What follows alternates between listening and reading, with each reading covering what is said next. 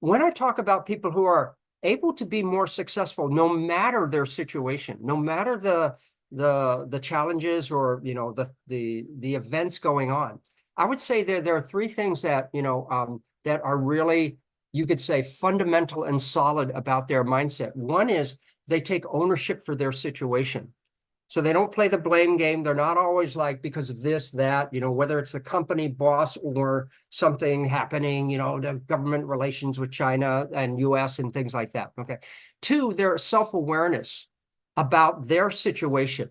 Again, mostly what they, is available to them, not what is unavailable, but their self-awareness of what they have, not what they don't have. And then the last one is just a more proactive mindset, right? Like just to do things, right? And they talk about growth mindset versus fixed mindset, but kind of related to that. I'll talk a little bit more about what this looks like in a more specific, tangible way, right? Like that. But basically, you know, being able to get what you need, more ownership, rather than wait for people to offer, provide it to you, self-awareness, recognizing what's available to you, and just being proactive to do things. Okay.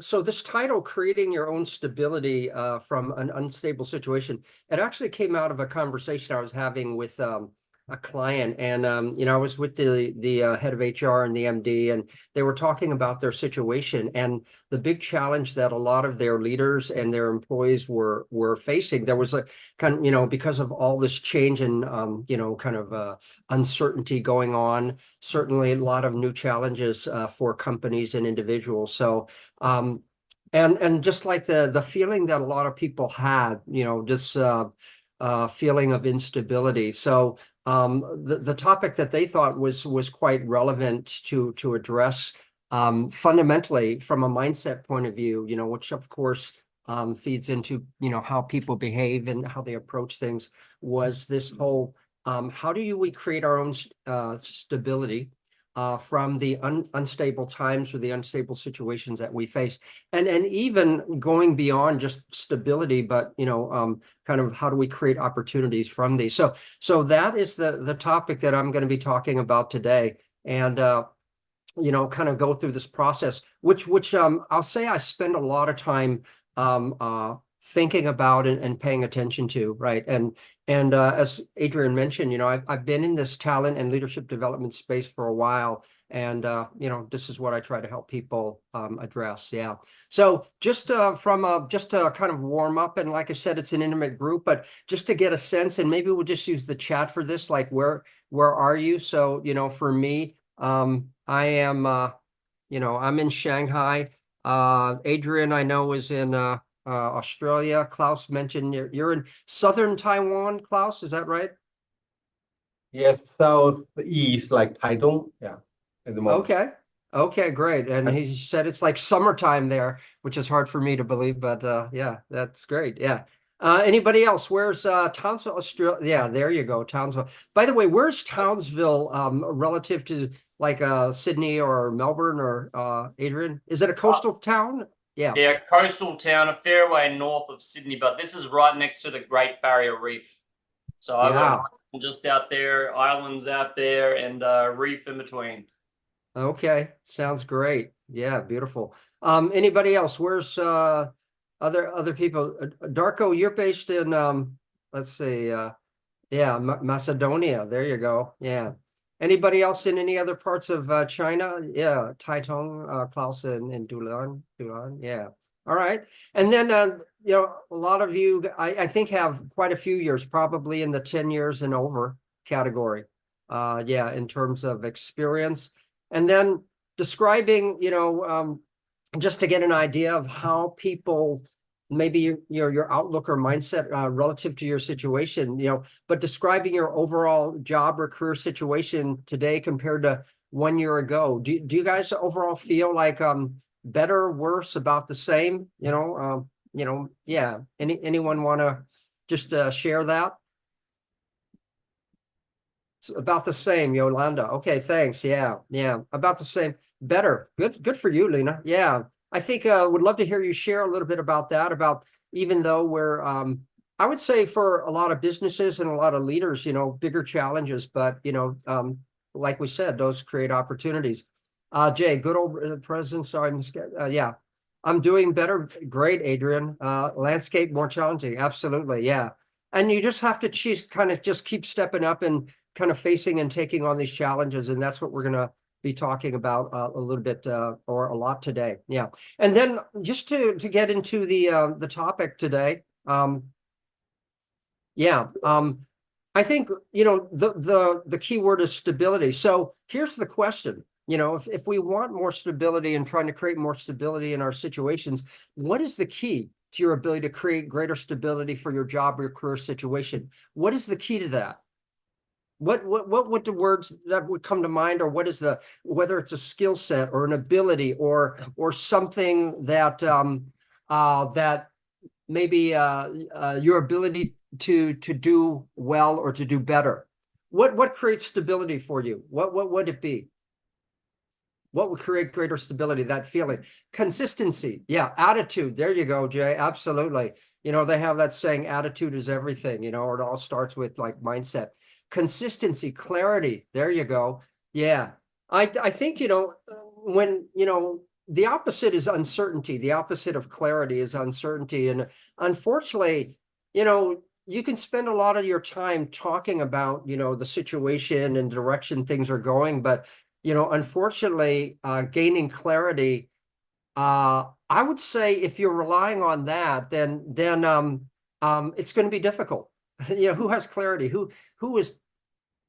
How is it possible to like in such a changing and kind of banny world and a VUCA world, how it's very, very difficult to get clarity. So, one of the things I'm going to talk about, and I'd love to get your feedback, is like maybe clarity is not the key to creating stability for ourselves like that, because it's almost impossible, even from people looking at a macro or big picture perspective. Yeah. Anyone else? Flexibility. I think, to me, and I'm going to be focusing more on this, like flexibility and real tangible skills. Absolutely. Openness, flexibility, adaptation. Absolutely. Keep learning. Yeah. I think definitely these are definitely on the, at least the track that I think are more healthy ways to approach unstable situations, uncertain changing situations.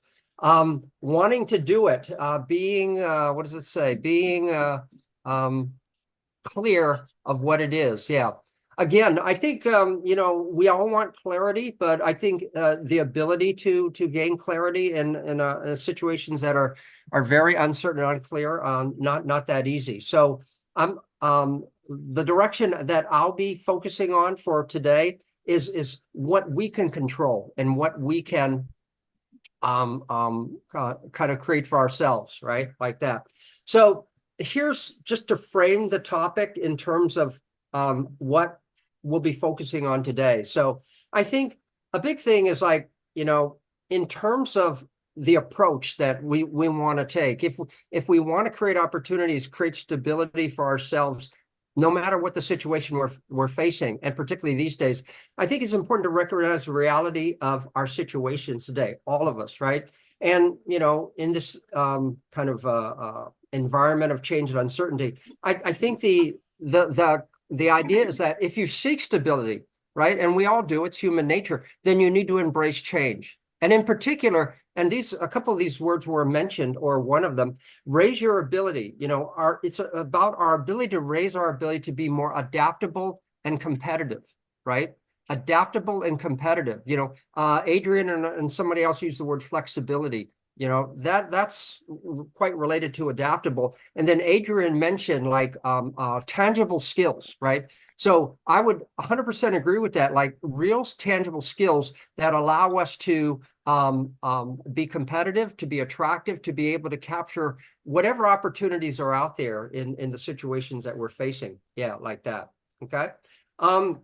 So what I'm going to do is I'm just going to lead you through just a very simple, like 3 things that I think are important when you're dealing with a type of environment that we're dealing with, which I would say is, not a phase. It's not just this trend, this dip we're going through, but I think it's almost like a new reality that we're all facing, right? And they have a name for it. They call it the new normal. But the first thing that, I think we're going to emphasize is just how to build your value. Just constantly, our ability to build your value, because value is what's going to help us be more competitive, okay? I'm going to talk about the key to that. And the key to that is just activity. And just, you learn, you improve, right? And the emphasis I'm going to place in this part is like, a lot of people have a tendency to overthink, like, why should they do this? Or is this going to pay off for me? Is this going to help me be successful? And so what ends up happening is a lot of people, they kind of hold back, they're kind of wait and see, they want more clarity. So instead of being active in doing things, they kind of are holding back and waiting to, for something else to happen for the situation to reveal itself, which I wouldn't say is an approach that's going to help you make you more competitive, right? Like that, all right? I'm not saying we're doing things randomly, but there are certain things that we can do that can almost guarantee us that they're going to be beneficial and positive for us. And then the last thing is like, in whatever your situation, it's about making more from less, right? Like right now, a lot of budgets are being cut, maybe less resources, more difficult and challenging situations that we're facing than before, but how to learn how to be more resourceful. And so these are the things that, I try to help people to pursue and to, apply to whatever in terms of approach to their situation, okay? A little bit about me. I've been around a long time. Yeah, I used to be an engineer by training. This is my university graduation picture. I'm of an age of the pre-gel days. In my day, everyone had big hair. It was kind of like a hat. It was very fluffy, and we just kind of wore it on the top of our head like that. And so, that's how old I am. I'm actually an engineer by training. So my first job was actually as an R&D engineer, and I used to work for Mattel. So last year's big movie was Barbie, right? And so that's the company I used to work for. I used to design toys, boys' toys, but I did that at Mattel. I came to China in the mid-80s, so this was almost 40 years ago. So I'm not going to tell you the exact, dates and how old I was, but, it kind of gives you an idea. I'm one of the older dudes, in this market. But anyways, I always refer to this as my favorite picture. That's my grandmother. That's in Dunhuang. I always refer to that trip as my awakening. I got inspired, and I knew I wanted to return someday and be a part of the development and growth of this area. Okay, so what I did was I quit my engineering job. I'm a Chinese guy, so I have the DNA. I have the aptitude for science and math. So I became an engineer, but I'm not an engineer in my heart. I can do it as a living, but it doesn't inspire me. I have no connection to it. So I decided to join the business world. That's a big category, but I decided to leave engineering, become a businessman. And then I came to Asia and I entered the talent and industry. And I first started with a recruitment company. Back in 2008, we were recognized as China's Recruitment Firm of the Year. Over time, I've written books about talent development and career development in particular. There's one thing I just want to mention. It'll kind of kickstart again as we get into this topic. Is like I have this fascination with career success and career development and how people achieve that, and who are the ones that are able to do it better, you could say, than others. Somehow they're able to go higher and get there faster. Not necessarily that that's the objective for everybody, but somehow they're able to attract and capture bigger and better opportunities, or be able to achieve their success better than others. And one thing I'll say is like, when you study people, I put them into two categories. One is learning from people of exceptional talent and circumstance. So these are the really smart people. They get get into top business schools. They go, to Wharton or Stanford, or they get into leadership development programs at Apple or IBM or, whatever top companies you can think of, right? And those are great people to learn from. But the more exceptional people that I've, you could say, come across, the more impressive ones are people of exceptional mindset and behavior. And what I'll say about that is, like, even though they might start at a lower starting point, right? Somehow they're able to go above and beyond. Even people that, had more advantages, more resources. They were identified as, high potentials and rising stars and things like that, right? So just to say that I'm going to share with you some of the things that, no matter what your situation, if you think about what you don't have, I'll share with you some common things that even people that have much less, that they are what they possess and what allows them to achieve their success. Okay. 已经学习25分钟了， What I 你休息一下。 when I do my training, I've developed something that's called PLSD approach. It stands for Practical Learning and Skills Development. It's a very much a self-development approach that enables, empowers people to get what you need.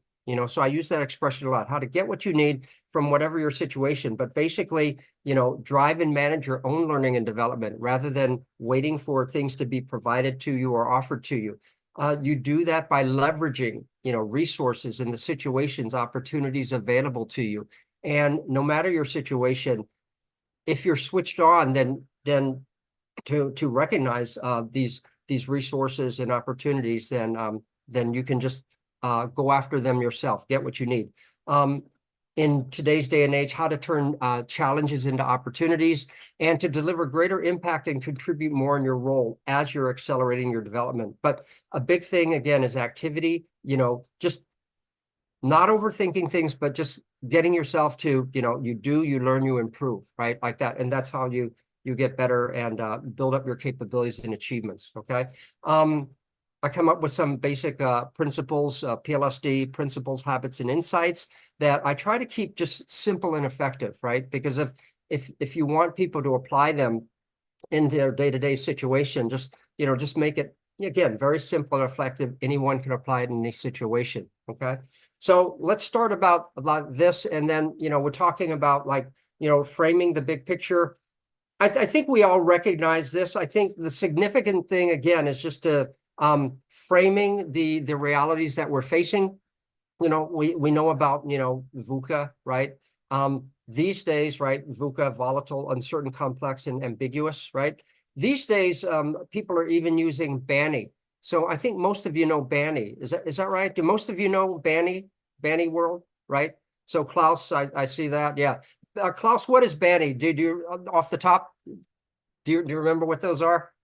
Okay, Or you're anybody? testing me. No, well, No, I have to think. I heard about it, but I go more for yeah. VUCA. Yeah, anybody For me, else? VUCA was always more. Yeah. Yeah, that's right. So VUCA was being used a long time, but it started about last year, even BANI. But just to let you know, like, BANI is like the more extreme version. It's even a more extreme version of VUCA. And here's what it stands for: brittle, anxious, nonlinear, and inconceivable. So brittle, of course, means fragile. Anxious, we all know, it's like Jinjiang, we're all nervous about, constantly nervous about the situation.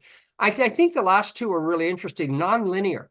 Nonlinear is interesting because, like, linear means that you can kind of see it coming, right? You can see what's coming down the road because it's linear. But nonlinear means, like, very unpredictable. It just, like, all of a sudden, just suddenly something happens and things like that. So that's why we're saying, you probably don't want to put your eggs into the clarity basket, in terms of, if that's a criteria for you to move forward, then it's going to be very, very difficult because the unpredictability about, the realities that we face is is quite extreme. And then inconceivable is kind of also related to that. Inconceivable means like, who would have ever thought, right? A lot of people might put together prediction models, forecast models, and things like that. But, you know, inconceivable, you know, who would have ever guessed this, right? And there's certainly, you know, situations that are happening that are kind of like that, right? Like that. But I think there are two things that, you know, if you want to just frame like, and again, one of the things I try to do is just simplify, right? Let's not make it more complicated than it is, because it is complicated, but just like focus on a couple of key points. One is that I think if we're talking about success, you know, what allowed you to succeed in the past will not necessarily allow you to succeed in the future, because the realities are quite different. You know, they talk about, you know, Banny, which is now the new normal. And also in China in particular, we're part of a more maturing market, which means not the same growth as before. You know, Adrian, when you were here, it's like we were still getting that 6.5, 6.8% growth. The wind was still blowing, you know, and for a lot of us, you know, and for many, many years before that, you know, we're in the right time at the right place, right? Yeah. And so now, you know, the competition and the growth is slower. So if you want to succeed now, you'll have to stand out. You can't just, the company is, you know, gonna, increase its a business by 10%, 12% this year. You just can't count on that. So that's one thing. The other thing is like, you know, the world that we're operating is defined by change, uncertainty, and your ability to take on new challenges, right? Like that. So, you know, this is what we're facing, right? Like that. Okay. So in terms of like the mindset, you know, we talked about the attitude, the mindset.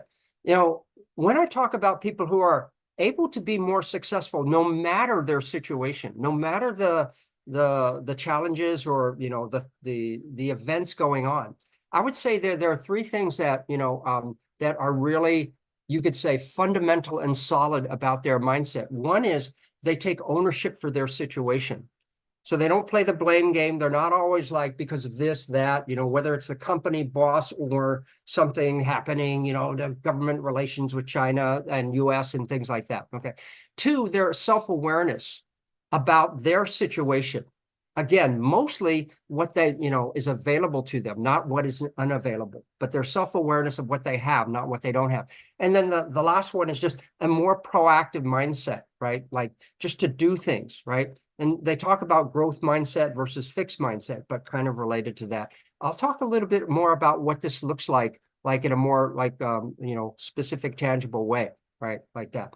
But basically, you know, being able to get what you need, you know, more ownership, you know, rather than wait for people to offer, provide it to you, self-awareness, recognizing what's available to you, and just being proactive to do things, okay? So let's talk about the first one, okay? So when we talk about what creates greater stability or your ability to be more competitive and adaptable, right?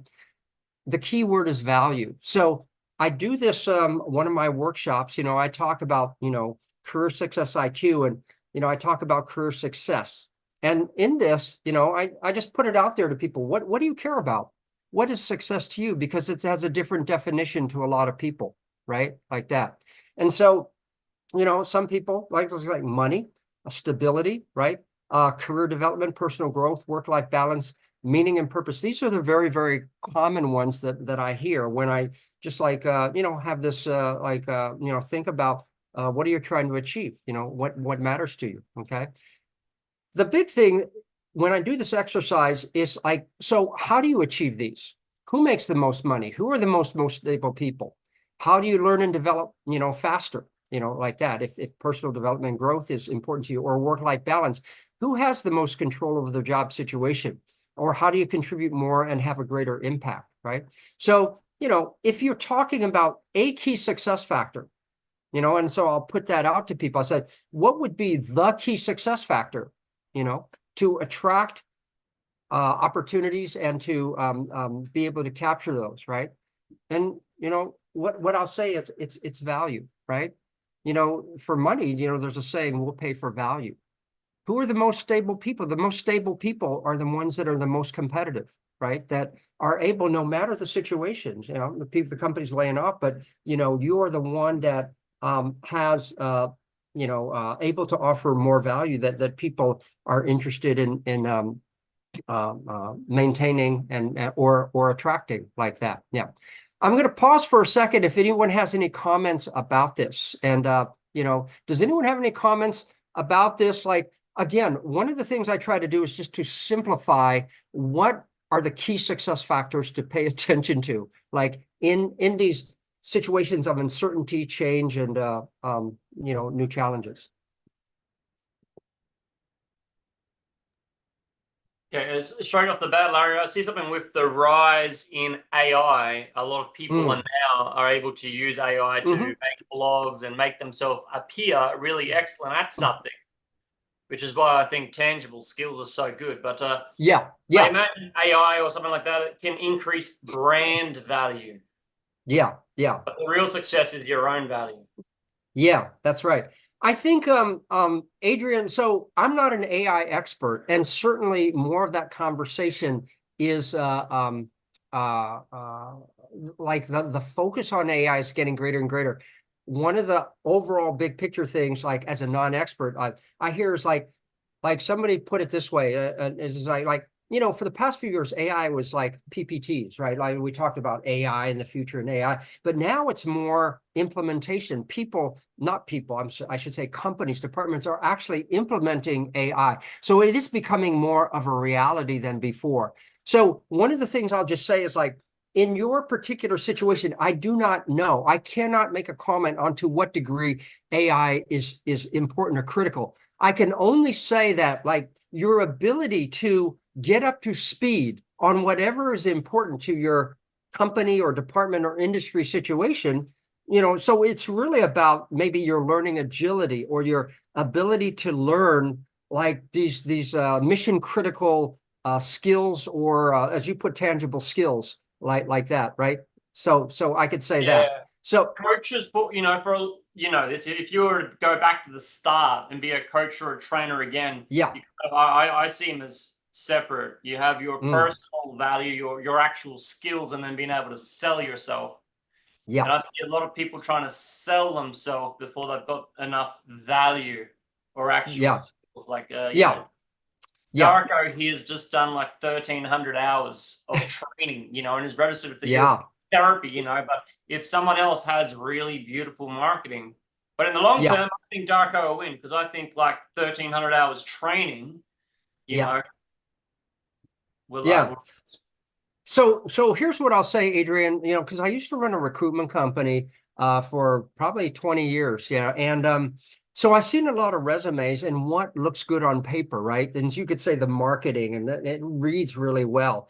But, you know, when it comes to hiring, I always used to tell people, you know, your resume might get you the interview, but it's not going to get you the job. Because you know, once I talk to you, I'm going to say, so how did you do that? Tell me about an achievement, like, because you say you're a great leader or you're a great motivator. I want to hear an example of a very challenging time that your team faced, or you say you're proactive, or you say you're solutions oriented, right? So you can tell me about your number of hours and things like that, but just because you do it or you've been doing it a long time doesn't mean that you're really good at it. What reflects how good you are to me is achievements, you know, that really is a reflection of how well you do things, you know, like that. But anyways, good marketing, Adrian, never hurt anybody. but again, if my job, my success depended on like, you know, what you can actually do, then I'm going to dig deeper into your actual achievements and examples. Yeah, like that. Yeah, that's what I think as well. I think it doesn't matter how good your branding is. I think in future, just like you as a recruiter, at first you may have taken by their resumes, but you develop your own way of telling who's actually good. And I think the same thing will happen in the coaching world and every kind of world. So people can, you know, fluff up how good they are, but I think there'll be a verifying tests and credibility tests, or maybe achievement tests or something to test if the people are actually good. Hence, we've got to keep working on our real skill. Yeah. There you go. By the way, for this kind of whole thing, build your value. So a lot of people, it's like, okay, build my value, but what is value? What is value, and what do I invest in? You know, and again, you know, I talk, and I'll talk a little bit more about activity, but I want to give some like career development insights like that in terms of like, it doesn't matter, you know, like the key is to be proactive and to recognize that, you know, here are some basic insights, just simplify it. Your future depends on what you do today. Do not play a waiting game. Do not wait for clarity to happen. You know, of course, you want to constantly take in information, understand the situation, but you have to recognize that like this too will pass. Like we don't know how long this current period is going to last. Somebody just mentioned to me, oh, it's going to be a 5-year winter. You know, something before I was hearing like this is going to be a tough year, but whatever it is, your future depends on what you do today. The other thing is like a lot of people's like, I don't know if my company has the right strategy. I don't know if this product is going to be successful. You know, so they're trying to analyze and break down like you know, what is the direction of the economy or the industry or this technology or product.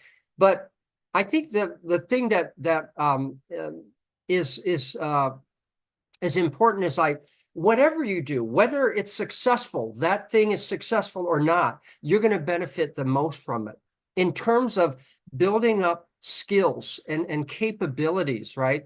The product might not be successful, but your ability to develop project management skills or be able to put together, maybe develop resources or get up a learning curve, you know, is going to benefit you, right? And then the other thing is like, you know, I talked to people and I've met a lot of people that have been in failed situations, okay? But they were able to capture even outstanding opportunities after that failed situation because of what they took with them in terms of capabilities and achievements, right? Like that. And so my point is that people don't discount you because of a situation that you're a part of. Yeah. So I'm going to give an example of that later, and you guys can you know, share with me your thoughts on that, right? But your achievements will stand out like to I think good employers that will recognize what is behind, you know, your ability to do something, right? Like that. Okay. Now, one of the things I emphasize to people, so Adrian, and I totally agree, tangible skills, right? Like AI. I think AI, if you're going to put a top 3 skill that you want to, a tangible skill that you want to invest in these days, I think AI might be one of them. But I also emphasize like just like tried and true skills that no matter what you're doing, you know, and I would say a transferable skill, it's a skill that raises your ability to perform better and to achieve a better result in any situation. So what would be some transferable skills? Anybody, you can put it into the chat or you can just speak up. A transferable skill that you just cannot go wrong investing in this skill because it will, in any situation, any task, any, you know, situation that you need to perform in, it's going to help you perform better or achieve a better result. What would be one that would come to mind?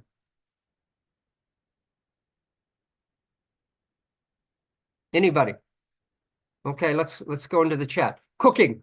Okay. Communication skills. Absolutely, Klaus. Feedback, giving skills, influencing skills. There you go. Absolutely. Yeah. Communication skills. When do communication skills not benefit you in a situation, particularly if you're working with clients, you're working with other departments, other team members, boss, subordinates, and things like that? Absolutely. I would put that very high on the list. Yeah. Anybody else? What's another one? Yeah. Negotiation techniques. Yeah. I think negotiation, by the way, is part of communication, right? But you're not always negotiating, you know, things like, you know, I think it's of course it's a very positive skill, but you know, I would say it's a more sophisticated skill, and it maybe applies more to salespeople, BD people, leaders, and things like that. Collaboration. There you go. Yeah, like team skills, like your ability to collaborate and bring out the best in others, as an example. Support goal achievement. There you go. Yeah, supporting other success. You know, being able to learn. Right there you go. Adrian, absolutely. I think particularly in today's world, you know, learning agility, they talk a lot about. Have high IQ. So Claudius, like, you know, some of us just, you know, have higher IQ than others, you know, but if you know, I think it's hard to build up IQ as a skill, you know, like that, you know. It's like, yeah, like that. EQ, there you go. Okay, EQ, yeah. But I would say, like, there are certain skills, and again, trying not to like overthink things. It's like, I think you can get more specific if you want, but here are some, like I said, like, invest in these skills and you just can't go wrong. They're going to pay off for you throughout your entire career. Okay, so here are some. Okay, learning agility. Okay, this applies in any situation you're in. If you have a learning curve like this, the ability to understand situations faster, your ability to contribute faster is going to be better. Problem-solving skills, right? Particularly these days, you're people facing new challenges, needing to do things better, differently than before. Communication skills, as Klaus mentioned. Okay. Project management skills. Project management is like how to go from here to here, how to you know, take an idea, or how to, you know, kind of take an idea and deliver some outcome like that. And then the other one is just resourcefulness, you know, your ability to make more from less, and just kind of how to figure things out and make things happen. But basically, again, investing in these, you know, will pay off for you throughout your career. Okay. All right. Now, again, you know, related to what Adrian mentioned, learning agility, you know, according to Korn Ferry, you know, learning agility is probably, and again, in an environment of change where adaptability is really important, and hand in hand with that is learning agility. So, you know, but it's the ability to be comfortable being uncomfortable, have an opening, adaptable approach to change. I like this one, the ability to figure things out with actually figure things out without actually knowing what to do. Right? Which we, a lot of times we face that. How do we actually achieve results with no previous exposure, experience, expertise, knowledge about something? But in today's world, you know, you need to have that ability, and you need to the more you have that, the more successful you'll be. Okay. They talk about you know, basically, when you talk about building skills these days, it's about on the job. It's about building skills and you know, your capabilities, experience, knowledge through your work. Not waiting for training, not waiting for programs, and you know, like separating out from your day-to-day. Okay. And then the other one, this is from the World Economic Forum. Again, they place a big emphasis on problem-solving skills, you know. So if I would say two skills that are particularly, like, I think evergreen skills are like, you know, communication, problem solving, or project management, problem solving. But ones that are particular for today are learning agility and problem solving skills. Okay. So you know, building your value, invest in those skills, and looking for situations that allow you to practice those. Okay. Now let's talk about like activity. You know, you learn, you improve. Okay. I'm going to, you know, talk about a situation, and you know, this was earlier in my career. I was in my late 20s, late 20s, and I had left the engineering world, and I had joined the commercial world. It was my first job, and it was from the toy industry into the IT industry. Okay, I joined a company called Wang Computers, right? And the reason I give this example is because when I joined the company, the industry was going through a big transformation, shifting from a hardware focus to a software focus. And as a result of that, like Wang Computers was a hardware company. So it had to, you know, transform and try to be more relevant as a software company. And this was a time where the giants were previously IBM, HP, Compaq, but now it was becoming more like Microsoft and Oracle and such like that. And Wang was being caught in the middle, trying to make this transition. Okay, so during the time I joined the company, I joined as a management trainee. The company was going through a massive transformation, and we would say a downturn, and you know, trying to make this transformation. Okay, just to let you know, to preview, I was there 3.5 years. During a 5-year period, slightly before and after, the company went from $3 billion annual revenue to 500 million, and from 30,000 employees to 5,000. So it was a company in collapse. It was dropping like a rock, and every Friday was like a Black Friday. Okay. Now, during that time, here I am, a young professional, I joined this platform to accelerate my growth and trying to transition from engineering, a techie guy, to a more like a well-rounded business person. And all of a sudden, all the budgets were cut, and the company was in this kind of severe, uncertain changing period. During that time, however, there was talk of this new product. It was called WIS. You don't need to know what it is, but they referred to it as a product of the future. Okay. So, here I am. I'm a management trainee. I'm about 29 years old. I don't know the future of the company. I don't know the future of this product. I am not an IT person to be able to evaluate this. Okay. Like what's going on. But here's what I did.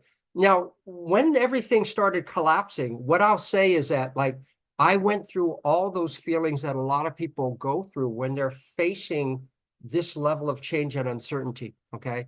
First, I was shocked, and then I was scared, and then I was maybe frustrated, and then I was disappointed, and then I was lost, and then I was confused, and then I was hopeless, and I went through all that, right?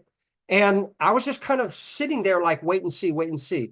But then I kind of, somehow I was able to snap out of it. My boss told me, it's like, Larry, I cannot tell you what is going to happen exactly, what is the future of the company or the product, but there is lots of needs. There are lots of challenges in the company. And he said, what I'd recommend to you is like, focus on developing and investing in your skill sets, right? Because if you do everything based on evaluating, again, the product, the industry, right, the direction of the company, then who knows? Who knows? But just try to be active and to try to get involved and try to support the success of what other people are trying to do, right? And through that, you will build up your skill sets that you want to become more well-rounded, right, in your career, okay? So what I did was, based on this product of the future, that's all I knew about it. I wasn't in on any really high-level strategic meetings, but, I developed a reliable, easy to use FAQ document, a frequently asked questions document, right? And, it didn't exist, right? But apparently this was a key product. And so I thought this would be a good product that would help me support the efforts of the sales and marketing people in the field that I supported as a management trainee, okay? Now, because I'm new to the IT industry, I don't know the answer to any of these questions. So what I had to do was approach people around the company, the experts in R&D and engineering and BD, accounts management and things like that, sales and marketing for the answers. So I took the initiative. I was proactive to put together this document, okay? And what happened from this, the outcome was that I used it as a way to accelerate my ability to learn a new product, company, and industry quickly, right? Like that, okay? But because by getting the answers, pursuing the answers to these documents for the benefit of the sales and marketing people, I have to identify and to consolidate, reliable, answers, okay? I put the document out. It took me about 3 months to develop this document. And what happened was that when I sent it out, finally, I called the document 101 most often asked questions about WIS, right? And when I got a request for a question, I sent them the answer to the question. I said, by the way, I have 100 other answers to frequently asked questions that might be relevant to, your sales and marketing team or to your clients. And I sent it out. So what happened was within a month, the document was being circulated throughout the company. And a month after that, my name was known throughout the company. And at that time, the executive VP of the company approached me. And there are only 3 in the company of 30,000 employees, but he approached me and he said, Larry, I've been hearing some good things about you. And, I want to come, why don't you come to my office and let's talk about your situation. And this is how I got transferred out, an expat assignment when I was like 30 years old, from United States to Asia. And I've been out here since. Now, here's what I want to say, and here's why I give the example. Okay, like that.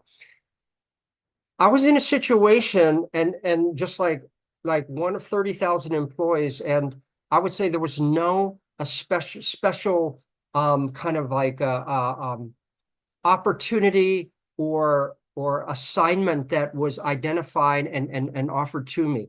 But I just was like looking around, it's like, oh, okay, this is an important product, and my job is to support the success of the sales and marketing people. And maybe this FAQ document, would help them improve their learning curve, help them sell the product to clients, potential clients.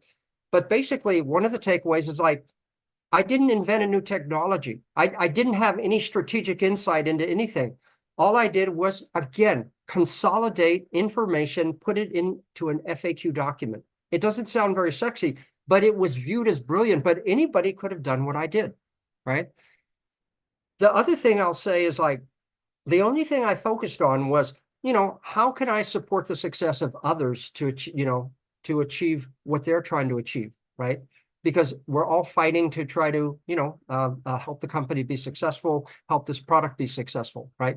So, all I did was support other success to achieve my success, By the way, my objective was to go to Asia, but it didn't happen by me waving my hands and going like, hey, I want to be sent to Asia, particularly in a time when the company is going through significant financial difficulties and a downturn in the business, right?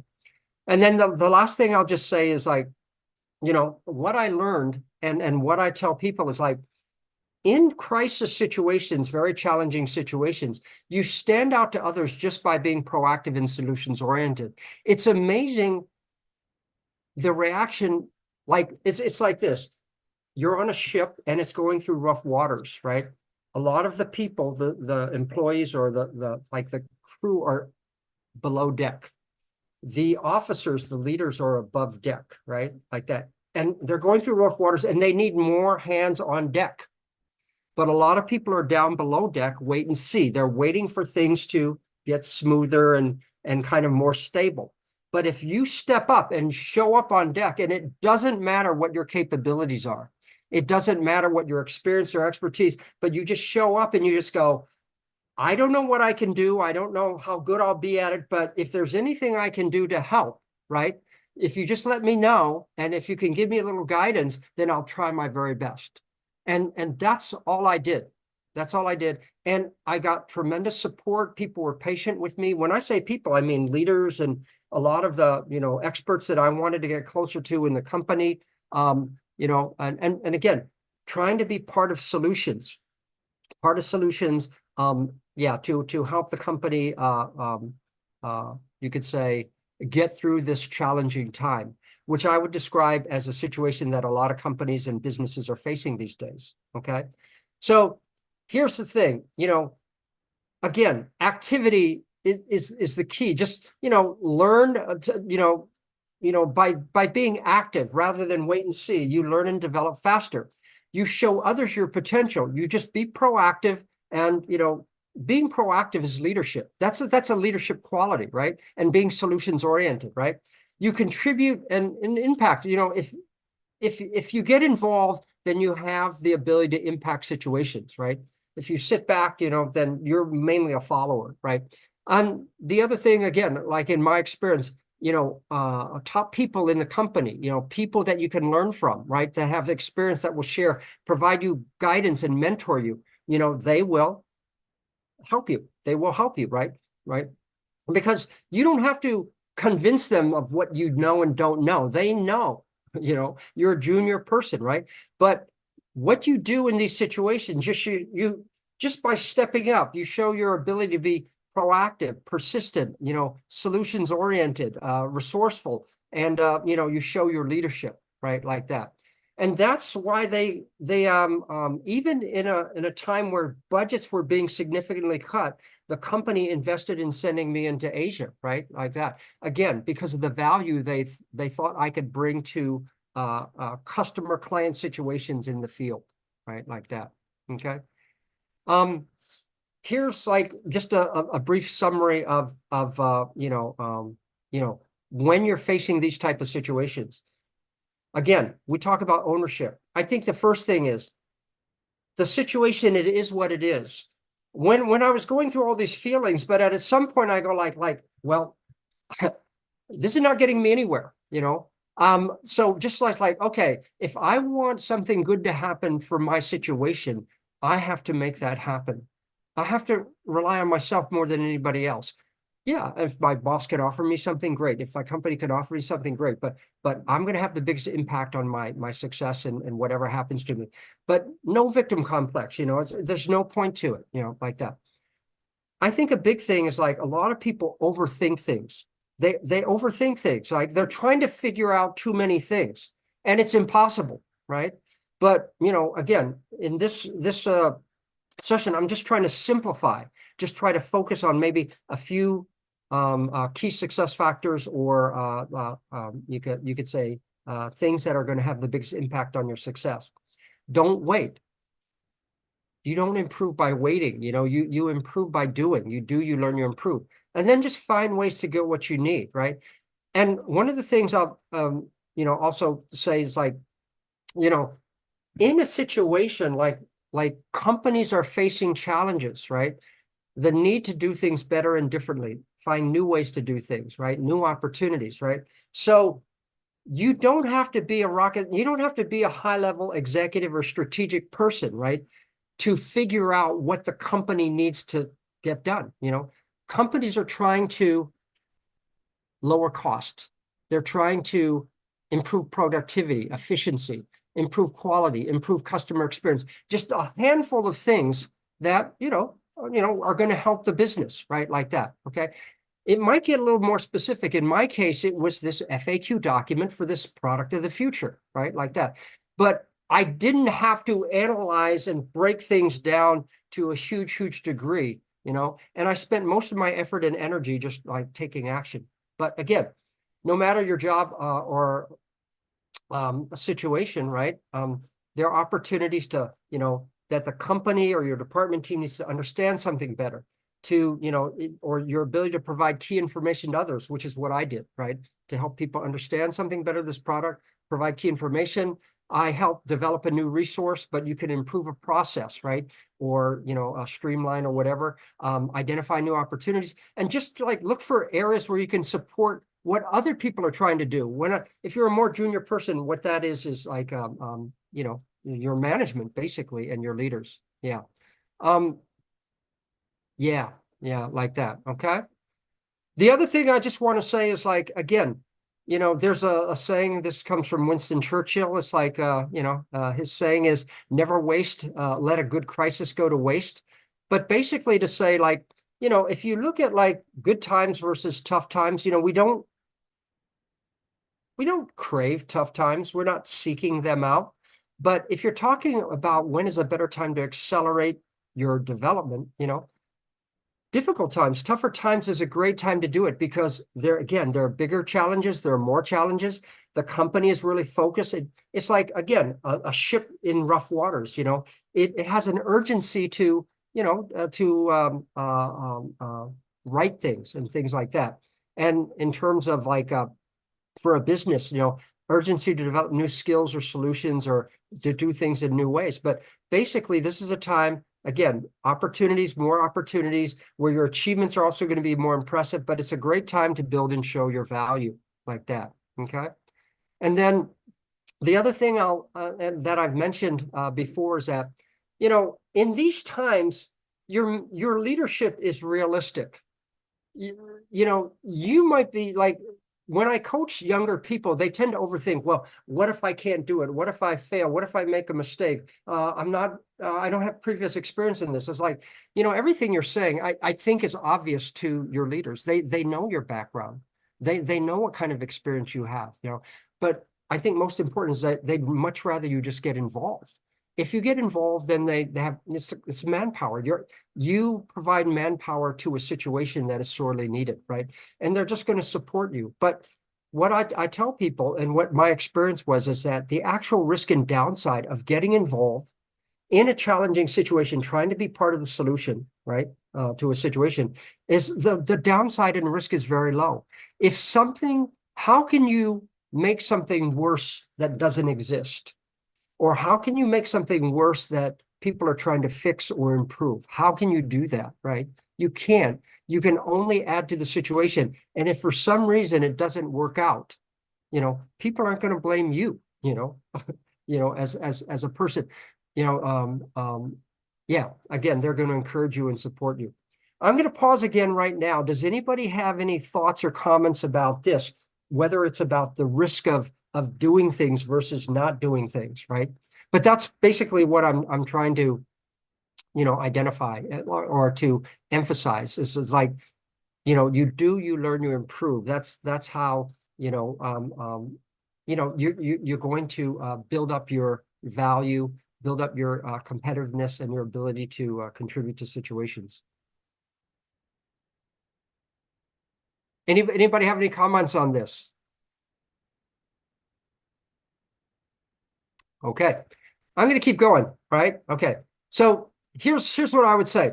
For those of you that have tendencies to overthink, right, like that, what I'll say is this. I emphasize, I just tell people, in these situations, particularly facing new situations and new challenges, just trust three things: your professionalism, sincerity, and value. Your professionalism is just showing up, just being a hard worker, just trying your best, that you come across to people that, you're a person that will just try their absolute best no matter what needs to be done, right? Like that. The sincerity is just like your sincere desire to contribute to help support the success of others in that situation. Yeah. And your value, a lot of times it's just your manpower. It's just your effort, right? Like that, which is what's needed. There's going to be a process and learning curve to figure out the situation. Yeah, like that. Okay. But in any case, I emphasize this whole, you do, you learn, you improve. I think good questions to ask when you're facing a situation and you're thinking, overthinking, but good questions to ask yourself, one is, could this challenge be your opportunity? Well, if you ask yourself that question, the answer is always going to be yes. It's always going to be yes. Of course it can be, your opportunity. Okay. The second is, what's the downside? Well, if it's a new situation where the company or whoever you're supporting is trying to do something better or differently or finding new ways to do things, the downside is very little. Again, it's hard to make something worse that doesn't exist, right? Just the fact that you try, you're proactive to attempt to pursue a new result is you're going to get credit for that, okay? And then again, what's the alternative, right? What's the alternative? Again, the alternative, not doing something, is not doing something, right? Right? But if you do something, you have the chance to, learn, improve, to have an impact, to contribute, to stand out. Yeah, like that. Okay. And Larry, there's a question in the audience as well. Okay. Yolanda. Yeah, go ahead, Yolanda. I think it's very interesting. I mean, in general, I agree, but out of some experience, I think like actually new ways and also like proactiveness is not very welcome in many situations. So I'm not sure like to really go in and define that a bit more, because being proactive and problem solving and so on, everything needs to be always like talked with other people and asked before and blah blah blah blah. So yeah, maybe it's I think good. that's a great topic. Yeah. Before I forget, Yolanda, I'm just going to address the last part. I think that the not just what you do, but the how you do it is huge, right? So again, you don't want to over aggressive steamroll people. I know better than you, and like that, right? But to be proactive, particularly like, so going to your original situation when you say like being proactive is actually a negative thing, so at least I talk to a lot of companies that are facing crisis. They're not in a comfort zone. They're not, it's how you say, the challenge is getting people to go beyond their comfort zone and take on new challenges, face and take on new challenges. So I don't experience, or maybe you can share with me a situation where it's actually a negative thing to be solutions oriented or to be proactive to try to improve a situation. So when I say different and better, maybe the word is improve, you know? I think everybody is facing, so many companies and leaders are facing real difficult challenges. The business is down, right? They're facing greater competition, right? You know, everything, like maybe the market is slowing down. So they have to drive things. They can't just respond to things, right? Like that. So Yolanda, could you give me an example of maybe a situation where like you've experienced or where you've coached somebody and they actually, it's a negative thing to be solutions oriented and try to look to improve the situation? No, I don't say that that is a negative thing. It's just like that it's so difficult like to actually be that way, to do that things. I mean, I'm German and I'm just witnessed like my sister being in a new company, and this whole company is just like slow down, sickened, and like constantly like working with burnout in their employees because they just have a very they have like such a system, Hierarchy, you know, yeah. and Yes. yes, and so everything needs Yeah. to be like coordinated with everyone, and so that is it's really frustrating. And my sister Yeah. actually is in the company to improve those ways they are working on, and it's Yeah. very difficult for her. Yeah. And the second example, yeah. Go ahead. No, go ahead with your second example. Yeah, the second sample is just like myself, who was like organizing in an exhibition. And so in the end, I proactively took on the work, which was not, first of all, wasn't acknowledged. Second of all, sometimes even they thought it's negative, but there was nobody else who was pushing forward. So at the same time, the other people were like in the back and turning the thumbs, as we say in German. You know, so, but then it was still like, not acknowledged and not seen how much actually efforts were in there, you know. So that's what I think. You know, one of the, I think the key thing I'll mention, and I use this as one of these PLSD kind of principles, is support other success to achieve your success. So when I was a younger professional and like I was I was new to the industry, I didn't have anything credible in my background to kind of like, you know, to make a statement about this and that. So nothing I did, like in the case where your sister is in a new company situation, I didn't approach things like the world according to Larry. This is what I think, you know, this is how I view things. I would just pay attention to what other people were talking about, and then I would approach them and I would just go, this has been mentioned a lot as a product of the future. Does this exist? Would this be, is this something that's desirable? So I think what I mean, Yolanda, is like, and what I teach people is like, most of the time we're doing work for other people, right? And other people have ownership for that result. So I don't try to compete for like, oh, stand out of the way, or I can do this better than you, you know, but I'm trying to just like verify what other people are trying to achieve. And I just go like, would this be worth the effort? Would this help our business? Would this help us attract customers or reduce cost and things like that? So I think if you put things in the context of what is beneficial and what is value added to other people, like that. By the way, we are service providers, right? We're coaches. So again, we never interpret other people's situation. We just try to understand their situation and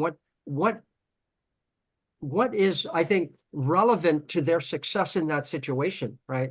Like that. So I don't know. We have a lot of super experienced coaches here. Anybody have a thought or an add-on or a perspective on what Yolanda mentioned? Because it is a big thing. A lot of people think that doing something positive will be negative, or they've experienced that. I'm trying to do something positive, but I'm being I either think beaten down for what I hear negative. you as well, like what I hear you as well saying is basically like be proactive, but do it like with communication. Like you have to really do the communication part with the other The people. how, yeah. And again, everything, like when I go into a client, I never go like, your company needs this. The first thing I try to do is probe and understand, right? And it's like, okay, so I mean, comfort zone, when I mentioned that, facing new challenges, taking proactive, is that a quality that's important or that you want your people more of, right? Like that. And then you basically just like, it's like you're responding to what they are emphasizing to you, right? Like, so I'm not manufacturing or assuming anything. So ultimately what I'm doing is supporting what they care about and what they want to do better or more of in order to be more successful. Yeah. Yeah, just a couple of times just occasionally I hear from a client, and that their direct management, their direct boss might be toxic or in a toxic team. And that toxic team is generally a temporary thing, but it might be in a transition period where it's about to get wiped out. But if you're in an environment where you have a toxic boss who doesn't want to be there, is allergic to you being proactive, that's a genuine messed up position to be in. But when a company comes to Larry or comes to improve, this is generally more responsive companies, and companies are generally more responsive. But when you said about that management thing, Larry, I'm like, totally, 100%, yeah.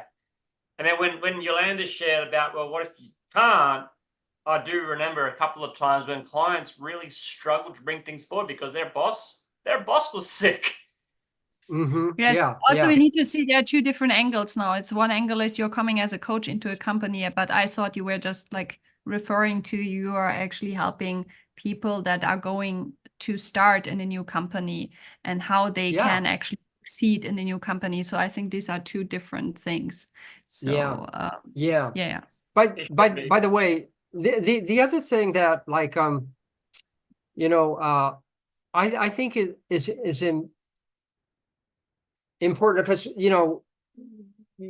Adrian used the word toxic, and there are certainly toxic situations, right, like that. And I think that I've been in situations where I didn't have a toxic boss, but maybe a less than motivated boss, or a boss that was quite passive or just didn't really care that much, like that. He wasn't confrontational, but I think in that situation, I recognized immediately that I really needed to take accountability and responsibility, right? Like he wasn't going to look after me, right? Like that.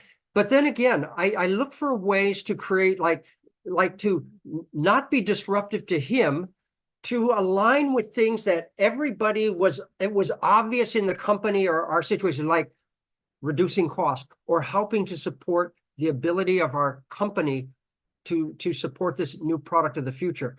So I just focus on things that it would be hard to be reprimanded for getting involved in and supporting, like that, and just like I'll just say that. Yeah.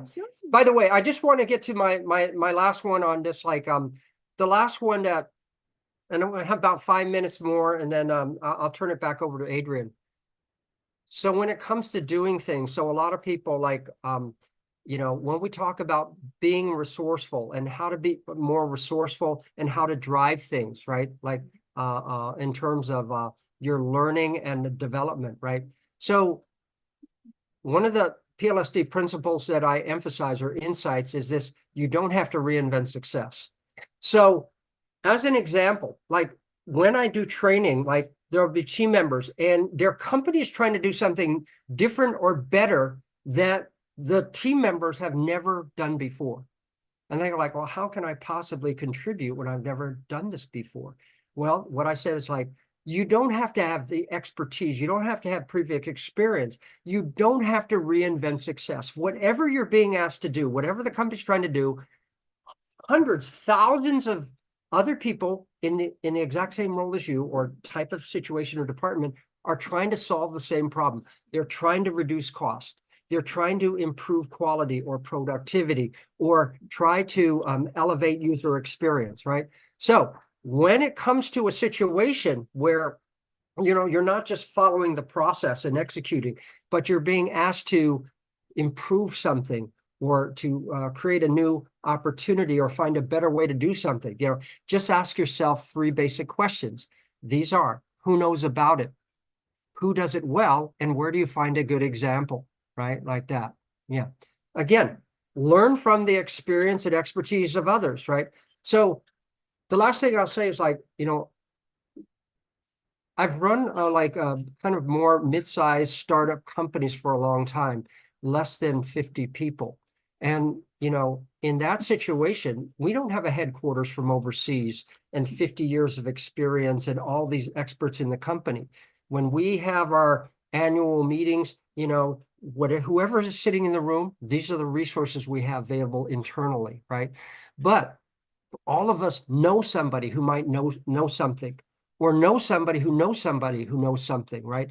But again, you know, like, who knows about it, who does it well, and where do you find a good example, right? But you don't have to reinvent success. A lot of people, they're trying to figure out, and they're trying to study, and they're trying to learn, but learn from others, learn from the experience and success of others, you know? And so when I do my workshops, you know, I have this how to be more solutions oriented and resourceful. So for instance, like, what is something you want to understand or you learn better to improve or develop? For instance, you want to improve your project management skills, or your leadership skills, or your communication skills, or problem solving skills, or you want to learn AI, like a tangible skill like AI, or maybe social media or something like that, right? Okay, so you ask yourself, who knows about it, who does it well, where to find a good example. Now, this is something that actually in one of my workshops, somebody actually filled out. You know, they wanted to improve their project management skills, which is one of those transferable skills, right? Like that. And no matter your situation, it's like, yeah, you know, by working on my project management skills, which to also help improve a situation. So, you know, I'm not just doing this like as training, but it's to contribute to, say, our department's ability to do something better, right? Like that. Like let's run a project on how we cut costs by 15%, right? And you can lead that project. You don't need permission, you know? If you told, hey, boss, I you know, we've been talking about cost down, and, you know, I was thinking maybe I could, you know, drive an effort to try to reduce cost by 15%. I don't know, is your boss really going to say to you, no, don't do that? That's a waste of your time. That's not a good use of your time, you know? It's like that, you know? But anyways, here's what the person did. They came up with, you know, like, who are some of the people, who knows about it? Well, maybe, you know, there are project managers in our company, right? You know, he's a colleague in our department, okay? So maybe he's a senior person or a project manager. There's an engineer from maybe, you know, outside your company. So a big thing I try to get people to tap into is resources inside the company and outside the company. And again, you know, maybe just like this person is like, he does English Corner on the weekends. And you know, one of the people works for Philips, and he's an engineering manager. So, you know, I'll tap into that person, okay? Who does it well? So again, you know, there's a manufacturing company. This is in a different business unit in another city in Beijing. This person was based in Shanghai. But, you know, you could reach out to this person. And this person who filled this out met this person in a workshop that they attended together the year before. There is an ex-classmate, you know, because this person had a master's in engineering, you know, and one of his ex-classmates works for Accenture as a manufacturing consulting manager, okay? And then where to get an example, you know, well, there's something called the internet, you know, so there are all sorts of, you know, YouTube videos and instructional videos, articles and case studies and things like that. Yeah, like that. So, you know, just trying to get people to, you know, just, again, be active, small steps, you know, in order to pursue and, you know, achieve your improvement, you know, no matter your situation. Yeah, like that. So I just want to just, you know, here's the kind of summary, you know, again, build your value, you know, recognize that, you know, in terms of creating stability from unstable situations, your future depends on what you do today. Invest in developing highly transferable skills. I'll add to what Adrian said, tangible skills too, like whatever ones that you're just hearing constantly, like in the environment you're working in. Activity is the key. Opportunities all around you, and you stand out just being proactive and solutions oriented. I think to Yolanda's thing is like, there's definitely, how you do it is quite important. But I think if you align with the objectives and the, you could say, key success factors of the people that you're supporting, whether that's other departments or clients or management, I think that's a good thing to do, And then the last one, to be more resourceful, you don't need to reinvent success, but identify, take small steps, who knows about it, who does it well, where do you find a good example? And then, I think overall, in situations, it's about trying to get more control and to take more ownership and drive and manage what you can do, rather than just like what will be provided to you. Because right now, a lot of that is less than what we were, what our situations were before. But greater ownership, stronger self-awareness, and just being more proactive. I think those are definitely positive things if you want, better development and success over time in your career. Yeah, like that.